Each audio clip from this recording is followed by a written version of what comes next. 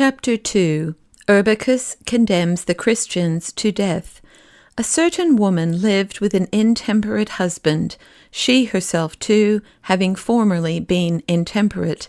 But when she came to the knowledge of the teachings of Christ, she became sober-minded, and endeavored to persuade her husband likewise to be temperate, citing the teaching of Christ, and assuring him that there shall be punishment in eternal fire inflicted upon those who do not live temperately and conformably to right reason.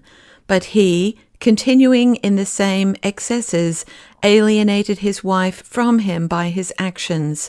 For she, considering it wicked to live any longer as a wife with a husband who sought in every way means of indulging in pleasure contrary to the law of nature, and in violation of what is right, wished to be divorced from him. And when she was over-persuaded by her friends, who advised her still to continue with him, in the idea that some time or other her husband might give hope of amendment, she did violence to her own feeling and remained with him.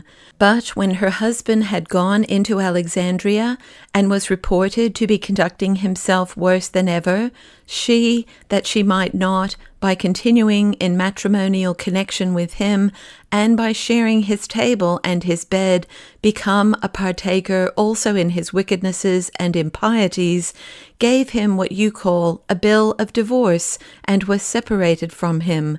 But this noble husband of hers, while he ought to have been rejoicing that those actions which formerly she unhesitatingly committed with the servants and hirelings, when she delighted in drunkenness and in every vice, she had now given up, and desired that he too should give up the same, when she had gone from him without his desire, brought an accusation against her, affirming that she was a Christian.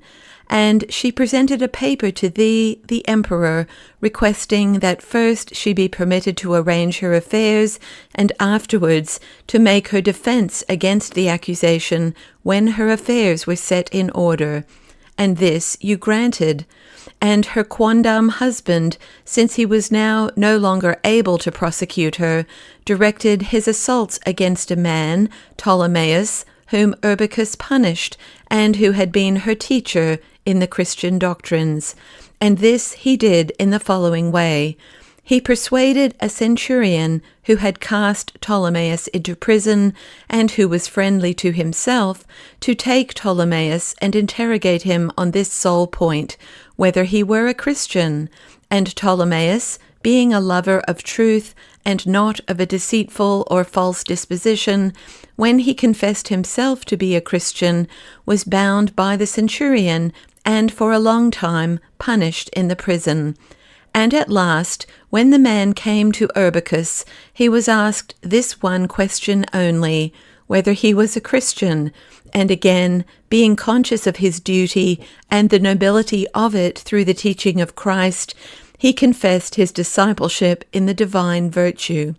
For he who denies anything either denies it because he condemns the thing itself, or he shrinks from confession because he is conscious of his own unworthiness or alienation from it, neither of which cases is that of the true Christian.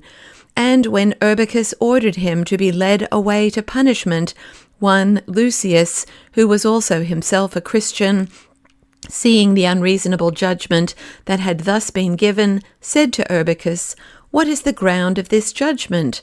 Why have you punished this man, not as an adulterer, nor fornicator, nor murderer, nor thief, nor robber, nor convicted of any crime at all, but who has only confessed that he is called by the name of Christian?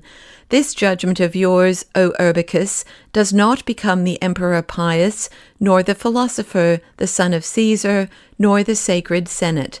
And he said nothing else in answer to Lucius than this, "You also seem to me to be such an one." And when Lucius answered, "Most certainly I am," he again ordered him also to be led away. and he professed his thanks, knowing that he was delivered from such wicked rulers, and was going to the Father and King of the heavens, and still a third having come forward, was condemned to be punished.